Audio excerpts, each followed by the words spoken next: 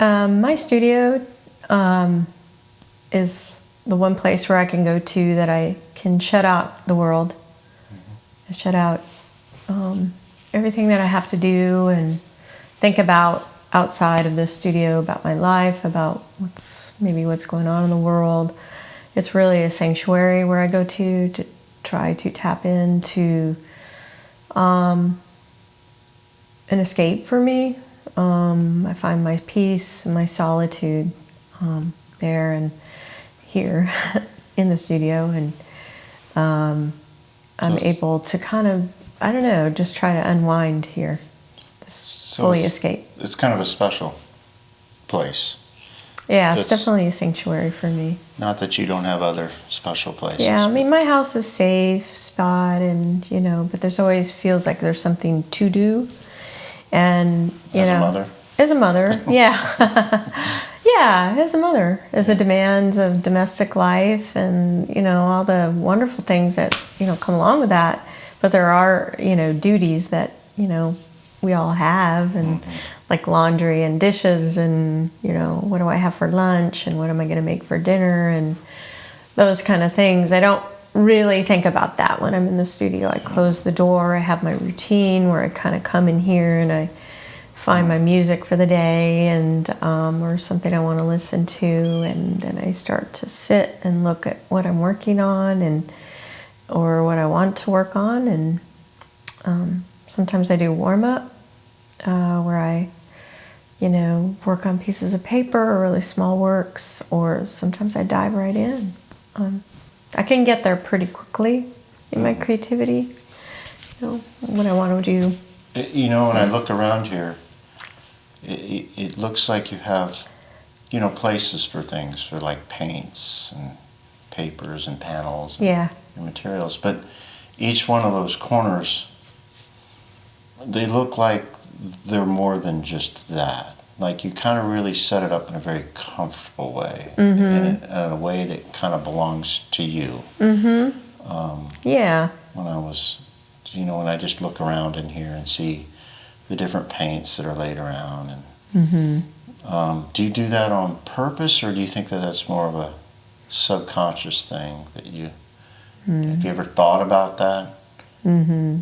Well, I know I do purposely put, my paints in this cabinet so I know where to go for a color. And I have my brushes and palette knives and things over there.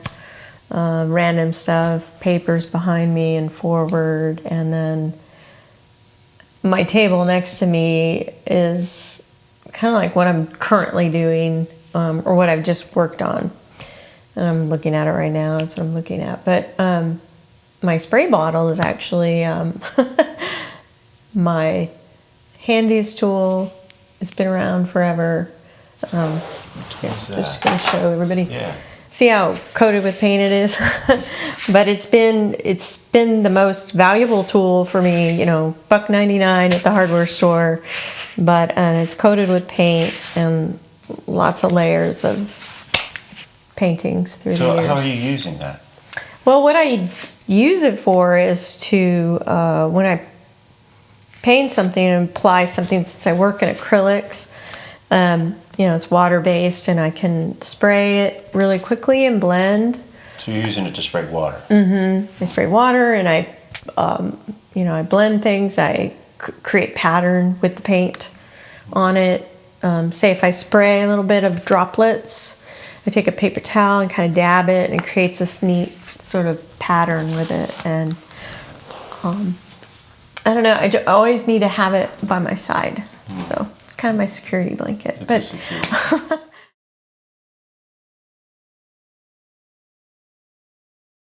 But that's I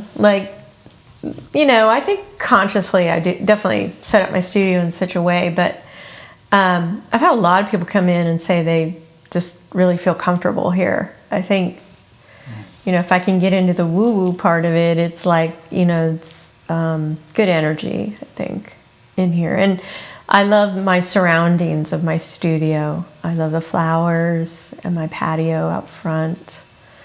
My secret garden off to the side that has a lot of the things that I collect or have given to me through the years that I put in that garden, So angels and wings and things. Things that are important. Things that are important that are not so, it's not created by like a landscape designer. It's actually just randomly, I put it together. I created it. It was part of my vision for having a space where I can kind of just take a mental break from painting and reflect. And do you find that when you're in the garden out there spending time, do you find yourself still working on the piece, or is it more an escape from the piece? No, I'm definitely still working on the piece. I work a lot on pieces without actually putting paint on them. Tell me about that. A lot of times I think sometimes subconscious things come when you take a break from the actual painting in front of you. And I think some of the best thoughts and work come from those moments where you get out of the way of the painting. You get the painting away from you. Or maybe the painting's in front of me, but I'm on the phone, or I'm gardening out on the side, pulling weeds, or maybe just sitting and reflecting. But yes, I'm consciously working, or I guess subconsciously working on it, and thinking of my next moves, really.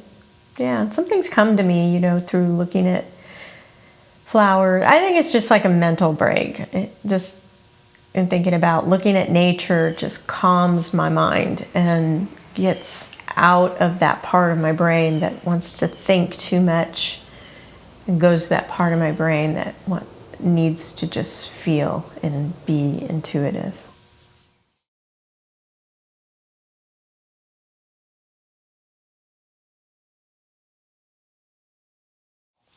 How much do you feel like, whether it's the world around you, outside in the world, or your own personal life, plays a role when you're working on a particular piece?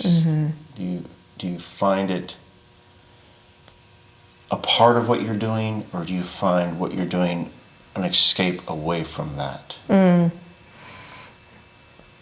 I think it's a mixture of both, I think. Okay.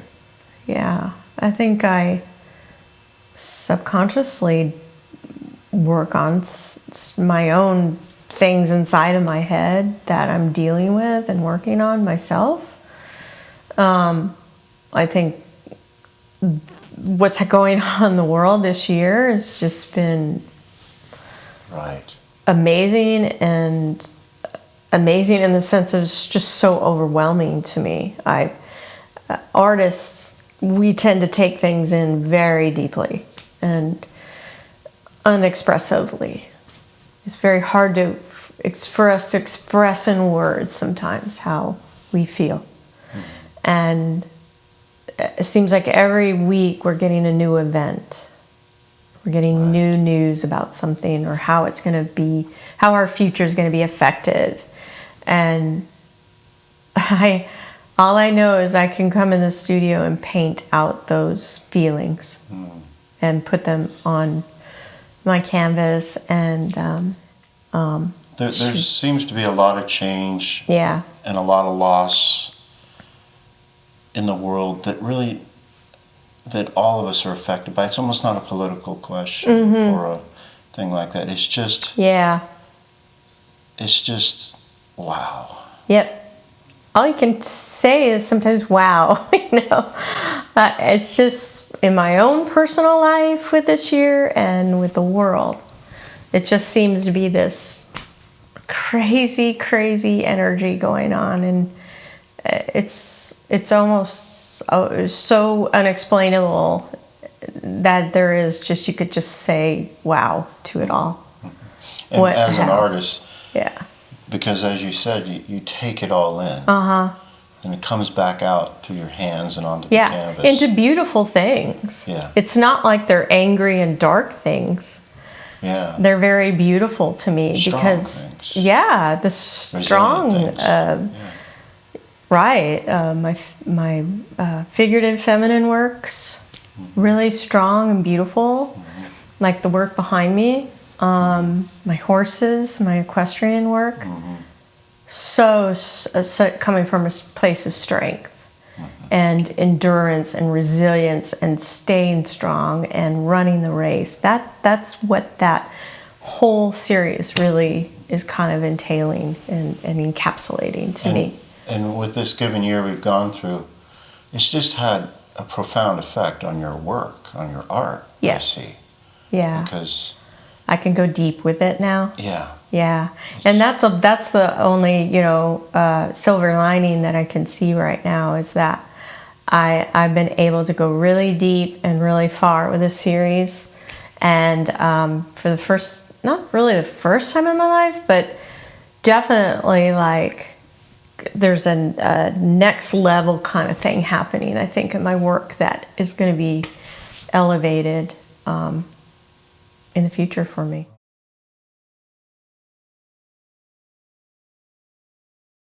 And I see collectors come to you and want to look at your work now because they're going through the same wow that you are. Yeah. And they look at your work and want to know what you are saying about it on the canvas and are connecting with it more. It's and as your studio manager, I have these conversations with some of these people and they just are connecting with the very thoughts and feelings that you're having. And they want your piece this year more. I find, Well, a lot of times people are calling us and coming to us with wanting a sense of beauty, a sense of calmness.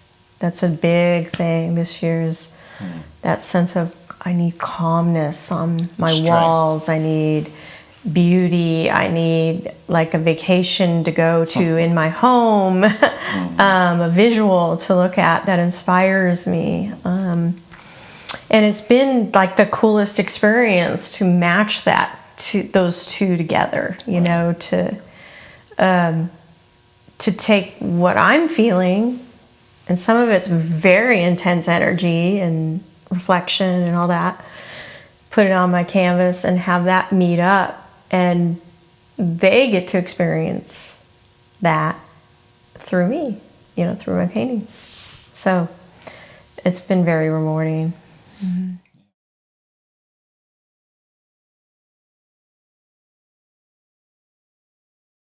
It's just, especially this year, has proven that I was even more so proven that this is what I was meant to be doing. This year? For this time. Yeah. This year. I think so. Yeah.